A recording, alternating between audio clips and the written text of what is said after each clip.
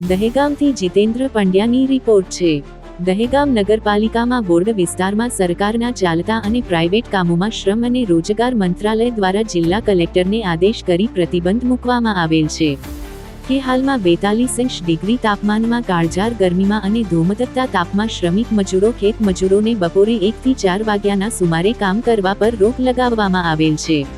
કે સરકાર દ્વારા આપવામાં આવેલ કોન્ટ્રાક્ટ અને પ્રાઇવેટ કામોમાં કામ કરાવતા કોન્ટ્રાક્ટરો જો બપોરના સમયે કાળઝાળ ગરમીમાં કામ કરાવશે તેવા કોન્ટ્રાક્ટર સામે જિલ્લા કલેક્ટર દ્વારા કાયદેસર કાર્યવાહી કરવામાં આવશે।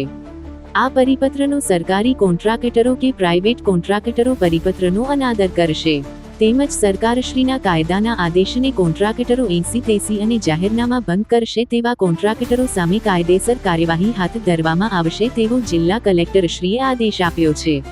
છતાં દહેગામ નગરપાલિકાના યુજીવીસીએલ સામે ખોદકામ કરાવતા વાસણા રાઠોડ જવાના રસ્તા પર નીલિમા પાર્ક સોસાયટી સામે બ્લોક લગાવવાનું કામ ચાલુ હોય તેમજ કોમ્યુનિટી હોલ સામે ખોદકામ કરાવતા શ્રમિકો કેમેરા કેદ થયેલા કોન્ટ્રાક્ટરોએ જાહેરનામા ભંગ કરનારા સામે કાયદેસર કાર્યવાહી હાથ ધરવી જોઈએ તેથી કોઈ કોન્ટ્રાક્ટર અનાદર કરે નહીં।